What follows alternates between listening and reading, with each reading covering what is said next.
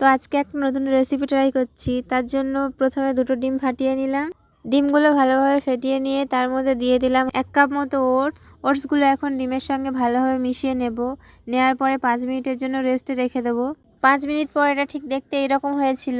এরপর এর মধ্যে দিয়ে দিলাম আগে থেকে কেটে রাখা পেঁয়াজ কুচি, ক্যাপসিকাম কুচি, গ্রেট করে রাখা গাজর, টমেটো কুচি, আর ঝালের জন্য দিয়েছিলাম কাঁচা লঙ্কা কুচি। আর মশলার মধ্যে দিয়েছিলাম লবণ, হলুদ গুঁড়ো আর গরম মশলা।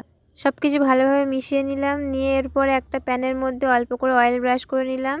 এরপর যে মিশ্রণটা আগে থেকে করে রেখেছিলাম সেটা প্যানের মধ্যে দিয়ে দিলাম।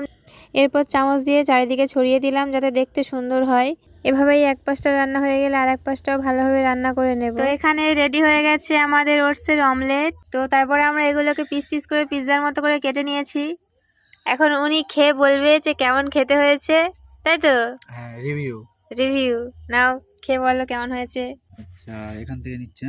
হুম, পিৎজা দেখা দেখ, এটা দেখা। খেয়ে বল। পুরো পিৎজার মতো দেখতে হয়েছিস? ভালো হুম, হয়েছে, সত্যি খুব ভালো হয়েছে। হবে তো, আমি করেছি না। হ্যাঁ, হেলদি হ্যাঁ, পিৎজা। Healthy pizza.